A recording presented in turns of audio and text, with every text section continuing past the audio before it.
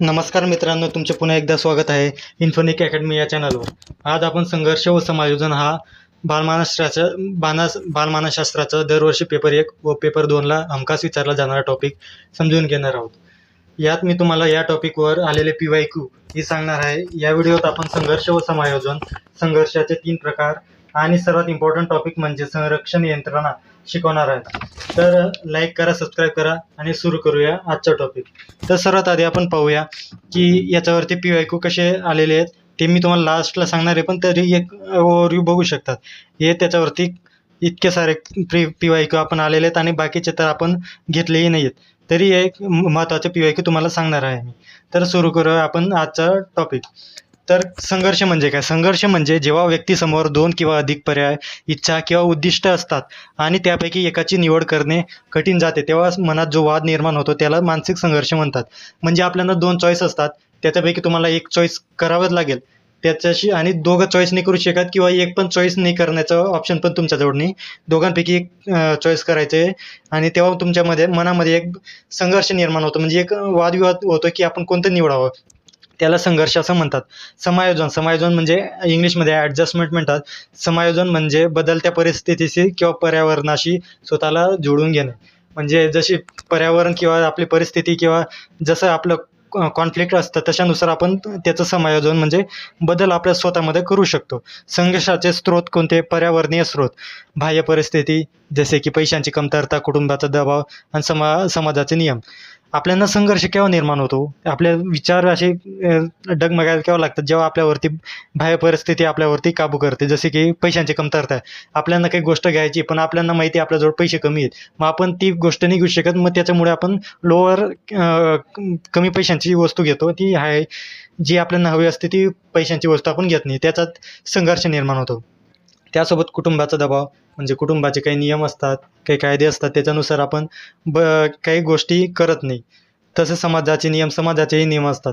अंतर्गत स्रोत म्हणजे स्वतःच्या शारीरिक किंवा मानसिक मर्यादा, म्हणजे आपण काही गोष्टी करू शकत नाही, आपल्याजवळ तेवढी कॅपेबिलिटी नसते. एखादी गोष्ट करण्याची कॅपेबिलिटी असते तेव्हाच आपण ती गोष्ट करू शकतो ना. पण जर तिचं कॅपेबिलिटी नसेल आणि ती गोष्ट करायची असेल तर ते होऊ शकणार नाही. ही आपण संघर्षाचे एक स्रोत असू शकतो. परस्पर विरोधी उद्दिष्ट, एकाच वेळी 2 वेगवेगळ्या गोष्टी हव्या असणे, म्हणजे आपल्याला ते पण हवं आहे आणि हे पण हवं आहे, पण या दोघं विरुद्ध गोष्टी आहेत. आता आपल्याला एकच चूज करायचे, मग याच्यात आपल्याला आपल्या मनामध्ये एक शंका निर्माण होते, त्याला संघर्ष असं म्हणतात. तर त्याच्या पुढे आपण बघूया. लेव्हिन या मानसशास्त्रानुसार मानसिक संघर्षाचे 3 प्रकार पडतात. म्हणजे मानसिक संघर्ष आता 3 प्रकारचे असतात. ते आपण कोणते ते लेव्हिन शास्त्रज्ञांनीच आपल्याला सांगितले. हवे संघर्ष, नको संघर्ष आणि हवे नको संघर्ष. हवे संघर्षाला प्रगमन संघर्ष असंही म्हणतात, अभिसरण संघर्ष असंही म्हणतात. आपल्याला TETच्या पेपरमध्ये एकतर हवे संघर्ष असं विचारलं जाईल किंवा प्रगमन संघर्ष असंही विचारलं जाईल किंवा अभिसरण संघर्ष असाही क्वेश्चनमध्ये विचारलं जाईल. तर मागच्या वेळेस एक वेळेस आपल्याला प्रगमन हा विचारला गेला, ते प्रगमन संघर्ष कोणता असू शकतो याच्यापैकी. तर आपल्याला हे 3 नावं आठवण ठेवायचे आहेत. तर सर्वात आधी जेव्हा व्यक्तीसमोर 2ही आवडते पर्याय असतात आणि त्यातील एकाचीच निवड करायची असते. जर समजून घ्या, आता तुमच्याजवळ एक ताटलीमध्ये गुलाबजामुन, एकामध्ये जिलेबी, आणि तुमचे दोघे आवडते पदार्थ आहेत आणि तुम्हाला एकाची निवड करायची, तर तेव्हा असतं हवे संघर्ष, म्हणजे दोघं पाहिजेत पण तुम्हाला एकच निवडू शकता. तसं अजून एक उदाहरण म्हणजे 2 चांगल्या कंपन्यांकडून एकाच वेळी नोकरी ऑफर होणे.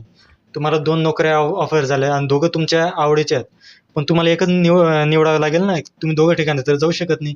तर अशा संघर्षाला आपण, म्हणजे मनामध्ये आता संघर्ष निर्माण झाला, आपले शंका निर्माण झाली कोणती जायची, त्याला आपण हवे संघर्ष असं म्हणतात. म्हणजे हे पण हवं ते पण हवं. त्यासोबत नको संघर्ष म्हणजे, आणि त्यालाच म्हणतात आपण वर्जन संघर्ष, अपसरण संघर्ष, हे 3 नाव आहेत त्याचे, नको संघर्षाचे. तर त्याचा अर्थ काय? जेव्हा व्यक्तीसमोर 2ही नकारात्मक पर्याय असतात आणि त्यातून एकाची निवड करणं भाग असते. दोघंही गोष्टी तुम्हाला नको आहेत आणि त्याच्यामधनं एखादची तुम्हाला निवड करावीच लागेल, तर तेव्हा नको संघर्ष हा उद्भवत असतो. म्हणजे आवडत नसलेला अभ्यास, आपल्याला आवडत नाही आहे, तो अभ्यास करायचा आहे, आणि किंवा परीक्षेत नापास होणे. जर तुम्ही अभ्यास नाही केला तर परीक्षेत नापास होईल. तुम्हाला अभ्यास पण नाही करायचा आणि परीक्षेत नापास पण नाही व्हायचं, तर हे नको संघर्षामध्ये येतं. तसेच हवं नको संघर्ष म्हणजे एक हवं एक नको. प्रगमन आणि वर्जन, अभिसरण अपसरण, म्हणजे यांचं एक घ्यायचं, अभिसरण अपसरण. असं करून आपल्याला हवं नको संघर्ष हा समजू शकतो. जेव्हा एकाच ध्येय असते ज्याचे काही फायदेही असतात आणि तोटेही असतात, तेव्हा हवे नको संघर्ष असं म्हणतात. आता तुम्हाला एक गोष्ट आहे, ती हवी पण आहे, त्याचे फायदे पण आहेत, पण त्याचे तोटे पण आहेत. तुम्हाला फायदे बी हवे आहेत आणि तोटेही नको आहेत, तेव्हा हवे नको संघर्ष असं म्हणतात. जशी की नोकरी भेटली, तुम्हाला नोकरी भेटली ती हवी आहे, ती तुमच्यासाठी फायद्याची आहे. पण घरापासून दूर भेटली, तुम्हाला घरापासून दूर जावं लागेल, लोकांपासून दूर जावं लागेल आपल्या, ते तुम्हाला फायद्याचे आणि तोट्याचे आहे. मग आता इथं फायदा पण आहे आणि तोटा पण आहे, त्याला हवं नको संघर्ष असं म्हणतात. तर पुढील आपण समजून घेऊया संघर्षाचे समाजीवन कसं करता येईल. तर प्रत्यक्ष मार्ग कसे वापरता येईल. तुम्हाला मेहनत करावी लागेल, नियोजन करावं लागेल किंवा एखाद्या परिस्थितीतून माघार घ्यावं लागेल. पण अप्रत्यक्ष संघर्ष हे चांगला मार्ग आहे. तुम्ही स्वतःमध्ये काम करताय, स्वतःवरती काम करताय, मेहनत करताय, नियोजन करताय, माघार करताय, हे चांगल्या गोष्टी आहे. पण अप्रत्यक्ष मार्ग काय आहे? खराब. म्हणजे हा मार्ग खराब असतो, यामध्ये संरक्षण यंत्रणा येतात. हा खराबही असतो किंवा आपण म्हणजे आता एक ते शंका निर्माण करतात आपल्यामध्ये. तर काय असू शकतं? प्रत्यक्ष मार्ग झाला, अप्रत्यक्ष मार्ग झाला. तर मानसिक ताण कमी करण्यासाठी मन नकळत वापरत असलेल्या पद्धतीला आपण संरक्षण यंत्रणा असे म्हणतात. तर संरक्षण यंत्रणा कोणत्या आहेत? दमन. दमन म्हणजे काय? दुःखद आठवणी अचेतन मनात दाबून ठेवणे. म्हणजे तुमच्या मनात काही कोणत्या तरी गोष्टी दाबून ठेवणे, त्याला दमन म्हणतात. आपण काही विचार किंवा काही आपल्या भावना, काही आपले मानसिक जे विचार असतात ते आपल्या मनामध्ये दाबून ठेवतो, त्याला दमन म्हणतात. दमन म्हणजे दाबून ठेवणे, हेच सिंपल अर्थ आहे त्याचा. मनातील भावना, वाईट वासना, विचार यांचे दमन करणे. तुम्हाला सांगितलं की आपल्या मनातील ज्या भावना असतात त्या दाबून ठेवणे म्हणजे दमन. याच्यावरती क्वेश्चन आला तर तुम्ही सिम्पली सांगू शकता. तर विस्थापन. विस्थापन इंग्लिशमध्ये काय म्हणतात? डिस्प्लेसमेंट. तर एका व्यक्तीचा राग दुसऱ्यावर काढणे. आता तुमच्या एकावर व्यक्तीवर राग आहे, पण तुमच्या तेवढी ताकद नाही की त्याच्यावर तुम्ही राग काढू शकता. मग तुम्ही ज्याच्यावर राग काढू शकता त्याच्यावरती तुम्ही तो राग काढतात. जसं एका बॉसचा राग बायकोवर काढणे. बॉसचं ऑफिसमध्ये तुमच्या बॉसने तुम्हाला रागवलं किंवा तुमच्यावर ओरडला, पण तुम्ही त्या बॉसला काही बोलू शकत नाही, कारण तो त्याच्यावरती तुम्ही हक्काने गाजू शकत. मग घरी आल्यावरती त्याचा राग तुम्ही तुमच्या बायकोवर किंवा मुलावरती काढत असतात, त्याला विस्थापन असे म्हणतात. प्रतिपुरण. प्रतिपुरण म्हणजे काय? एखादी गोष्ट पूर्ण करण्यासाठी व्यक्तीला अपयश आल्यास ती व्यक्ती दुसऱ्या गोष्टीमध्ये प्रावीण्य मिळवून त्याची भरपाई करते. तुम्हाला एखाद्या गोष्टीमध्ये अपयश आलं आणि मग आता तुम्हाला काहीतरी करायचे, पण त्या गोष्टी तुमच्याने पूर्ण होत नाही, मग दुसऱ्या कोणत्या तरी फील्डमध्ये तुम्ही चांगली कामगिरी करू शकतात त्याला, आणि त्याच्यामध्ये प्रावीण्य मिळवलं म्हणजे प्रतिपुरण असते. याचं उदाहरण काय असू शकतं? क्रिकेट खेळणारा खेळाडू त्यात अपयशी झाला, म्हणजे क्रिकेटमध्ये त्याचं सिलेक्शन झालं नाही, परंतु त्याने चेसमध्ये प्रावीण्य मिळवलं आणि त्याचं सिलेक्शन झालं. याला आपण काय म्हणू शकतो? प्रतिपुरण. समजलं? तर आता आपल्या चौथं जे संरक्षण यंत्रणा आहे ते दिवा स्वप्न. आपल्या इच्छा, प्रेरणा मर्याद असतात, पण ते सर्वच पूर्ण करू शकत नाही, तेव्हा व्यक्ती त्या न पूर्ण होणाऱ्या इच्छा स्वप्नांच्या माध्यमातून पूर्ण करतो. आता आपल्या काही इच्छा असतात, मी बॉडी बनवेल, मी IAS होईल, IPS होईल किंवा काही होईल, पण तुमच्या क्षमता नाही तेवढी, तुम्ही अभ्यास करत नाही, तुम्ही तेवढं मेहनत करत नाही, आणि मग तुम्ही ते पूर्ण करायचे, तुमच्यामध्ये इच्छा प्रगल्भ आहे त्याच्यावर, मग तुम्ही ते स्वप्नामध्ये पाहतात, स्वप्न रंगवतात स्वतःचे, त्याला दिवा स्वप्न असं म्हणतात. अभ्यास न करता शिक्षक होण्याचं स्वप्न रंगवतो. म्हणजे तुम्ही अभ्यास न करता TET पास होईल, TET पास होईल असं स्वप्न आणि शिक्षक बनेल असं स्वप्न रंगवतात, त्याला दिवा स्वप्न असं म्हणतात. म्हणजे अभ्यास तर करावाच लागेल तुम्हाला TETचा, CTETचा. म्हणून आपल्या चॅनलला बनवून राहा. मी तुम्हाला टेट तुम्हाला एकदम उत्तमरित्या तुम्हाला फ्रीमध्ये लेक्चर देणार आहे. TET CTETमध्ये तुमचे सोप्या पद्धतीनं तुम्हाला मी सांगत आहे, म्हणून लाईक करा, सबस्क्राईब करा इन्फोनिक अकॅडमी या चॅनलला. तर पुढचा 5वा आहे उदात्तीकरण. याला सब्लिमेशन म्हणतात इंग्लिशमध्ये. तुम्हाला याच्यात दोघं पर्याय येतील इंग्लिश पेपरमध्ये, एक मराठीमध्ये पण आणि इंग्लिशमध्ये पण. मग तुम्ही जे आठवण राहील ते आठवण ठेवू शकतात. समाजामध्ये लैंगिक मातृत्व, आक्रमकता या प्रेरणांना मुक्तपणे पूर्ण करणे शक्य नसते, त्यांची चांगल्या मार्गाने पूर्तता करावी लागते.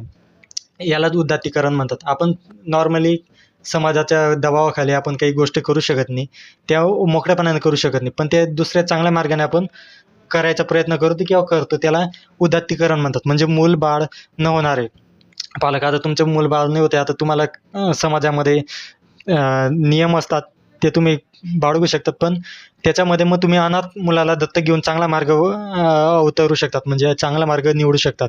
अनाथ मुलाला दत्तक घेऊन तुमच्या मुलाचं मूल घेण्याचं स्वप्न पण पूर्ण होईल आणि काही वाईट गोष्टीही घडणार नाही.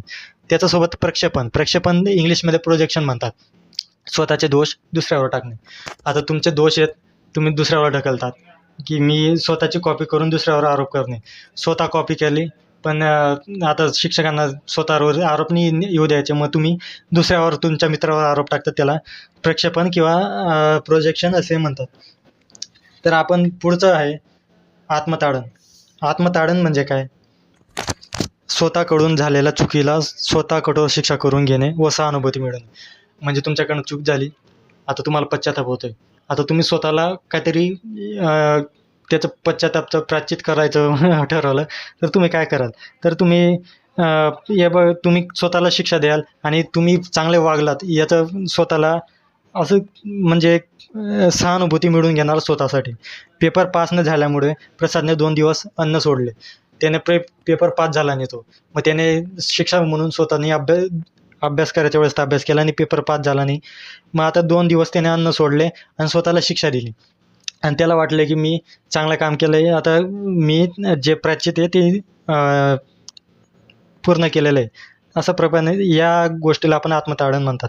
विकृत श्रद्धा, समाजातील वाईट रूढी परंपरेवर विश्वास ठेवणे. विकृत श्रद्धा म्हणजे वाईट रूढी परंपरेवर विश्वास ठेवणे. आपलेच लोक आपले पाय खेचतात असे इतरांना सांगणे. ही म्हण आपण खूपदा ऐकली असेल, आपले लोक आपले पाय खेचतात आणि हे दुसऱ्यांना पण सांगणे. म्हणजे दुसऱ्यांना सांगतो की आपले लोक आपले पाय खेचतात म्हणून मी पुढे जाऊ शकलो नाही, म्हणून माझं काही झालं नाही. अशा प्रकारे आपण एक कारण देत असतो स्वतःच्या अपयशाचं. नकारात्मक वृत्ती, व्यक्ती प्रत्येक बाबीसाठी नकारात्मक मत सांगतो. म्हणजे एखादा असतो ना नकारात्मक प्रत्येक घरात, हे होणार नाही, माझ्याने होणार नाही, तुमच्याने होणार नाही, हे होऊच शकत नाही, तसेच ते काम होणार नाही, किंवा माझे तो पेपर पास होऊ शकत नाही, अशा नकारात्मक गोष्टी सांगतो प्रत्येक वेळेस. त्याला नकारात्मक वृत्ती म्हणतात. असं प्रत्येक घरात एखादा असतो. तर परागमन काय असतं? भूतकाळातील चांगल्या अनुभवांमध्ये राहणे. तुमच्याने आता सध्या काहीच होत नाही, तुमच्याने काही ध्येय प्राप्त होत नाही तुमच्याने, पण तुमच्याजवळ भूतकाळात काहीतरी तुम्ही चांगलं केलेलं आहे, तुमचे काहीतरी एक अनुभव आहेत चांगले, काहीतरी तुम्ही प्राप्त केलेले आहे, त्याच्यात रमलेले असतात तुम्ही. म्हणजे 10वी, आता बघा मी 10वीत 80% आणले होते, त्या विचारांमध्ये तुम्ही रमले असतात की 80% आणले ते मी इतके चांगले काम केले, मी 12वीत असे मार्क आणले, त्या स्वप्नात असतात. पण चालूच्या जे सद्यस्थिती त्याच्यात तुम्ही काही काम करत नाही, त्याला परागमन असं म्हणतात. प्रतिक्रियात्मक व्यक्ती, या यंत्रणेत व्यक्ती आपल्या मनातील चुकीच्या भावना न दाखवता सकारात्मक व सर्वांना आवडेल अशा प्रतिक्रिया देतो. मनातील ज्या खऱ्या भावना असतात त्या दडपून ठेवतो आणि चुकीच्या भावना दाखवतो. म्हणजे एकदम खोटे एक्सप्रेशन असतात ना बाकीच्यांचे, तसंच दाखवतो आपण. जसं की पेपर लीक करणारा व्यक्ती सर्वांसमोर पेपर लीकचा विरोध करतो. आता तुम्ही आता न्यूज पाहिली असेल, मोठे गावकर, तो आधी पेपर जेव्हा माहीत नव्हतं की मोठे गावकरने पेपर लीक केला आहे, तेव्हा सांगायचा या लोकांना फाशी द्यायला पाहिजे ज्यांनी पेपर लीक केला. आणि फेक एक्सप्रेशन होते ना त्याने स्वतःने पेपर लीक केला होता. तर आता आल्यावरती त्याचा खरा चेहरा आला. म्हणजे असं चुकीचा चेहरा तो दाखवतो, चुकीचे एक्सप्रेशन, म्हणजे आत काय आणि बाहेर काय असं दाखवतो. त्याला प्रतिक्रियात्मक व्यक्ती असं म्हणतात. तादात्मीकरण, आयडेंटिफिकेशन म्हणतात त्याला इंग्लिशमध्ये. आपल्या जीवनाची व गुणांची यशस्वी लोकांच्या जीवनाशी व गुणांशी समता दाखवण्याचा प्रयत्न करणे. म्हणजे आपले गुण कसे यशस्वी लोकांसारखे आपण आहोत, त्यांचे कसे गुण आणि आपले गुण कसे सेम आहेत असं आपण दाखवण्याचा प्रयत्न करतो. आपण तसे दर्शवण्याचा प्रयत्न करतो. लहान मुलगा आपल्या वडिलांसारखं बोलणे, चालणे, कपडे घालणे सुरू करतो, म्हणजे वडिलांसारखं बनण्याचा प्रयत्न करतो. त्याला तादात्मीकरण, आयडेंटिफिकेशन असे म्हणतात. तत्नुभूती, एम्पथी, दुसऱ्या व्यक्तीच्या भावना, दुःख, आनंद, समस्या आणि स्वतःचा अनुभव स्वतः अनुभवत असल्याप्रमाणे तुम्ही समजून घेणे.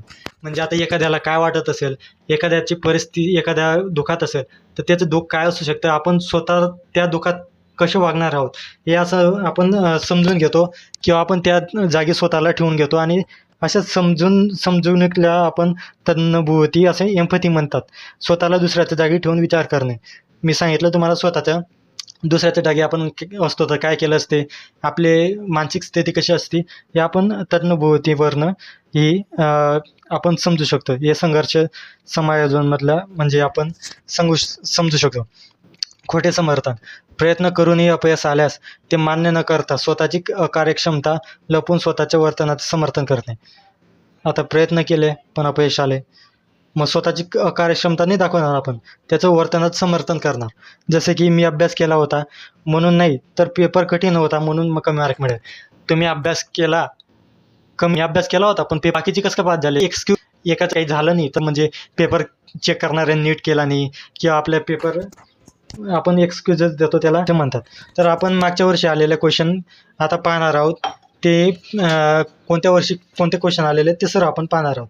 तर सर्वात आधी संघर्ष व समायोजन या आणि संरक्षण यंत्रणा यांच्यामध्ये कोणते क्वेश्चन आले ते बघूया. ऑफिसमध्ये अमोलवर बॉस खूप रागवला, त्याचा अपमान केला.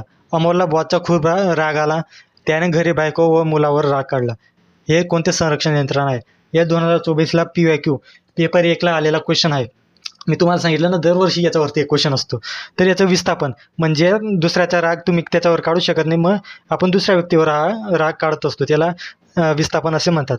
परीक्षेत कमी गुण मिळाल्याने विद्यार्थी प्रश्नपत्रिका फार अवघड आहे, उत्तरपत्रिका कडक तपासली असे सांगतो. संरक्षण यंत्रणा कोणती? याला प्रक्षेपण म्हणतात. TET 2024 पेपर 2ला आलेला क्वेश्चन. तसंच एखादा विद्यार्थी परीक्षेत नापास होतो पण तो क्रिकेटमध्ये नेत्रदीपक यश मिळवतो. कोणती संरक्षण यंत्रणा? प्रतिपूरक. म्हणजे एका गोष्टीत तो तर नापास झाला पण त्याच्या जागी त्याने दुसऱ्या गोष्टीमध्ये प्रावीण्य मिळवलं. म्हणजे एकाचं पूरक म्हणजे पुरण म्हणजे एखाद्या पुरण दुसऱ्या याच्यात पुरवलं म्हणजे दुसऱ्या याच्यात प्रावीण्य मिळवलं त्याने एकाच्या जागेवर. हे 2025ला पेपर 2ला आलेला क्वेश्चन आहे. स्वतःमध्ये उणिवा झाकण्यासाठी अमित सिनेमातील हिरो हिरोईनचं स्वतः बरोबर काढलेले फोटो सर्वांना दाखवतो व ते मला नेहमी फोन करून घरी बोलवतात असे सांगतो. तादात्म्य 2024ला आलेला क्वेश्चन आहे. याचं तात्पुरतं उत्तर आहे. पेपर 1ला आलेला क्वेश्चन आहे. बड्या व्यक्तीबरोबर काढलेले फोटो, तिचे आपल्याला आलेले एखादे पत्र इतरांना दाखवून छाप पाडण्याचा प्रयत्न करणे म्हणजे संरक्षण यंत्रणा. कोणती संरक्षण यंत्रणा? तादात्म्य. हाच क्वेश्चन सेम आहे बघा, 2018ला पण आलेला, 2024ला पण आला आहे पेपर 1ला. एखाद्या म्हणजे आपण मोठ्या व्यक्तीचे आपले गुण सेम आहेत असं दाखवण्याचा प्रयत्न करतो. एखाद्या क्षेत्रात अपयश आल्यास त्या क्षेत्रातील अपयशाचे खापर दुसऱ्या परिस्थितीत फोडणे. TET पेपर 2 खोटे समर्थन. विद्यार्थ्याला परीक्षेत नापास होण्याची भीती वाटते पण अभ्यास करण्याचीही इच्छा नाही. म्हणजे त्याला अभ्यासही करायचा नाही आणि नापासही व्हायचं नाही. मग हे कोणतं संघर्ष आहे? नको संघर्ष, वर्जन संघर्ष. एखाद्या व्यक्तीला शासकीय नोकरीत स्थिर हवे पण बदली नको, हा कोणता संघर्ष आहे? PYQ 2013ला आलेला आहे, हवा नको संघर्ष. अशा प्रकारे आपण हा टॉपिक शिकलेलो आहे आणि याच्यावरती तुम्हाला हमखास प्रश्न येईलच आणि नाही आला तेव्हा बोला, पण याच्यावरती एक क्वेश्चन येईलच. अशाच प्रकारे मी तुम्हाला पुढील एक टॉपिक त्याच्यावरती दरवर्षी 3 क्वेश्चन येतात. एकाच टॉपिकवर फक्त एका चार्टवर 3 क्वेश्चन येतात.